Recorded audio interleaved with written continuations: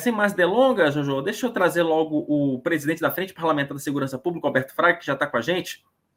Deputado, muito boa tarde para você, seja muito bem-vindo ao Meio-Dia em Brasília. Boa tarde, Wilson, é um prazer estar aqui falando com você. Ô, deputado, eu vou reproduzir para os nossos espectadores uma conversa que eu estava tendo com o senhor nos bastidores, né? Que inclusive era uma conversa ali de corredor do Congresso. Eu lembro que o senhor e outros integrantes da bancada da Segurança Pública falavam sempre o seguinte para mim: Wilson, o Flávio Dino ainda vai escorregar em uma casca de banana. Parece que esse dia chegou. E a pergunta que eu lhe faço é a seguinte: agora, a bancada vai cobrar explicações do Flávio Dino, porque é uma situação muito grave. Estamos falando ali de uma integrante do crime organizado que tinha livre acesso ao Ministério da Justiça, né, deputado? Boa tarde.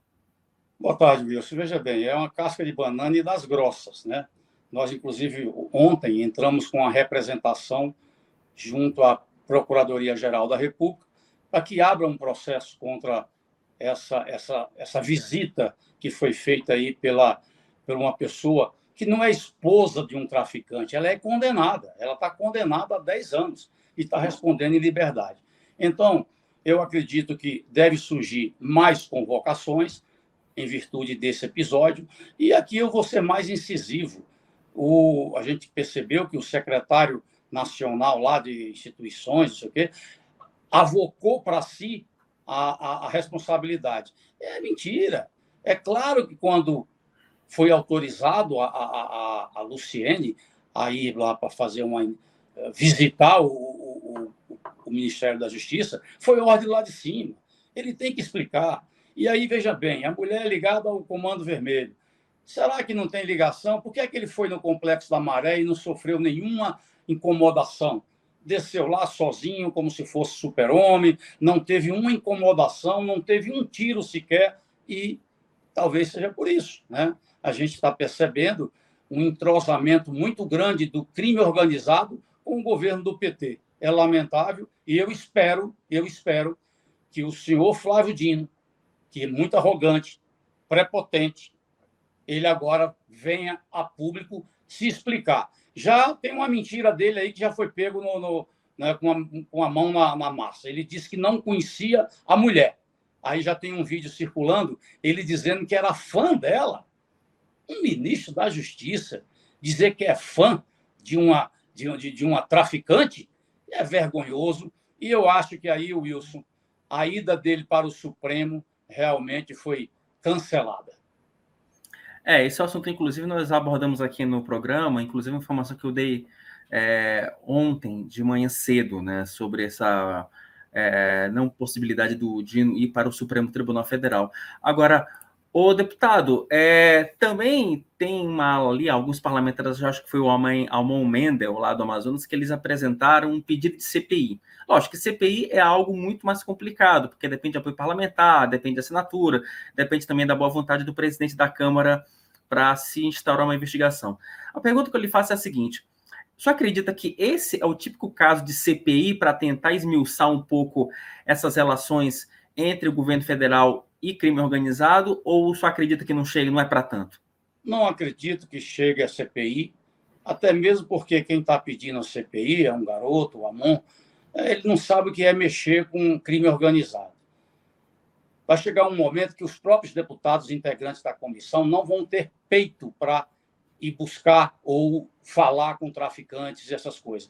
Então, eu acho que a CPI, num momento como esse, não adianta, até mesmo porque o governo vai trabalhar para colocar a maioria e o resultado é aquele que nós vimos lá no Senado, aquela vergonha que foi a CPI de 8 de janeiro. Então, eu prefiro que fiquemos nas explicações.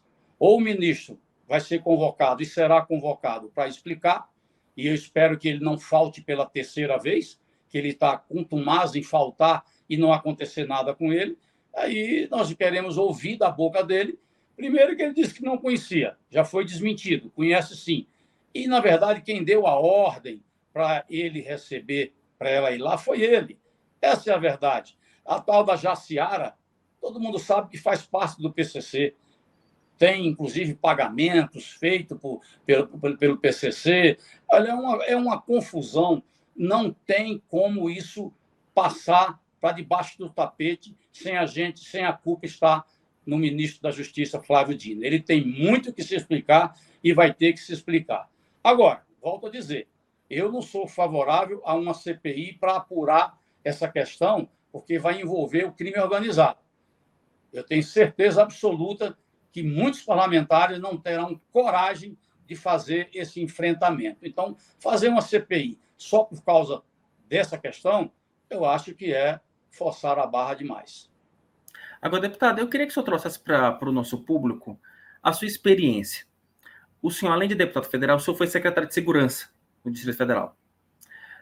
E algo que se falou muito nesse episódio o Dino ou o Elias Vaz, que é o secretário de Assuntos Penitenciários, eles não tinham controle sobre quem eles recebiam ou não. Que o Ministério não teria como fazer essa triagem. Eu queria que o senhor, como ex-integrante de governo, falasse sobre isso. É possível se fazer essa triagem? Não é possível se fazer essa triagem? Como é que é um processo? Como é que um integrante do Poder Executivo pode se blindar de uma situação constrangedora como essa? Não tem como se blindar. A checagem ela pode ser feita sem nenhum problema. Então, tanto é que você não consegue marcar uma audiência para ser no mesmo dia. Quando você marca uma audiência com um ministro ou com um secretário executivo, com alguém importante no ministério, leva dias. E aí pode-se fazer um levantamento, uma pesquisa das pessoas que vão fazer parte daquela comitiva. Quando os deputados vão lá em audiência, tem que avisar. Agora, se eles não pesquisaram, aí é o problema deles. Mas tem que haver a pesquisa e, evidentemente, que isso é possível se fazer.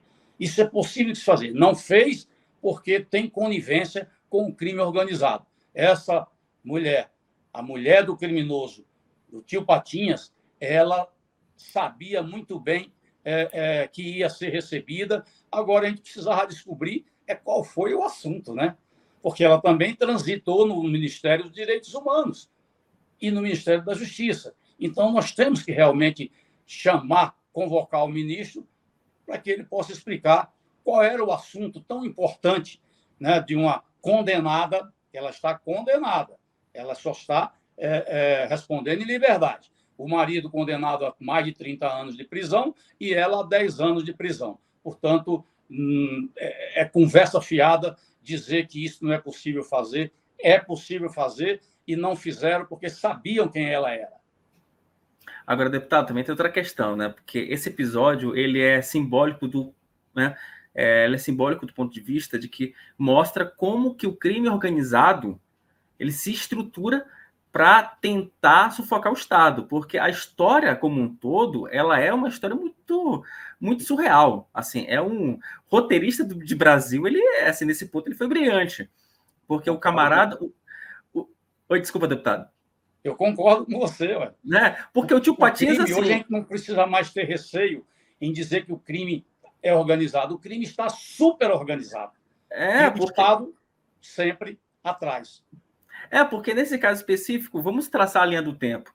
O tio Patinhas tem a sua esposa. A esposa cria uma ONG em julho de 2022, justamente depois que o tio Patinhas foi condenado e estava sendo perseguido pelo Poder Judiciário. Ela monta uma ONG para preservar direito de preso.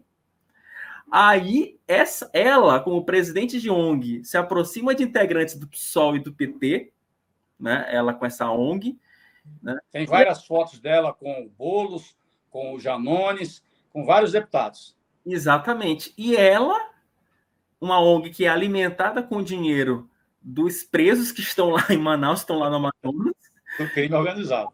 Exatamente. E ela fazendo um lobby, né, para melhorar a vida dos presos lá no Amazonas. Quer dizer, uma atitude de lobista que muito empresário, acho que ficaria com inveja pelo acesso que essa mulher teve a integrantes do Ministério da Segurança Pública. Aí que eu entro num ponto. Será que o governo Lula vai ter capacidade para combater esse crime, como o senhor falou, literalmente organizado, ou é muito difícil? Não vai, não vai. Olha, a sanha do PT é perseguir quem tem arma legal. O cidadão que compra sua arma, deixa um endereço, deixa o CPF. Essa é a sanha do PT. Você conhece alguma política adotada pelo governo do Lula para combater o armamento que existe hoje nos morros pelas facções criminosas, não tem uma linha, não tem uma ação de combate a esse armamento ilegal e que provoca realmente a violência urbana. Então, eu acho que é aquela história. Depois que o Flávio Dino foi lá no Complexo da Maré, ou você precisava tentar ir lá para você ver o que vai acontecer. Ele chegou, desceu do carro com a maior naturalidade, foi lá para dentro, conversou, entendeu? Então, existe com essas provas que surgiram agora, isso é batom na cueca. Não tem como não afirmar que o PT, o crime organizado, está junto com o PT. Por que é que eles comemoraram a eleição do Lula nos presídios? Houve uma comemoração danada. Claro, está tudo dominado. Está tudo dominado. Então, eu vou cobrar na Câmara. Né? Você veja que essa ONG, para cuidar dos presos, e veja que teve uma atenção especial do Ministério da Justiça. Eu estou tentando há muito tempo falar com alguém do Ministério da Justiça para a gente criar mecanismos que defenda os policiais que estão sendo caçados e assassinados do Brasil afora, e não acontece nada, sempre é uma má vontade.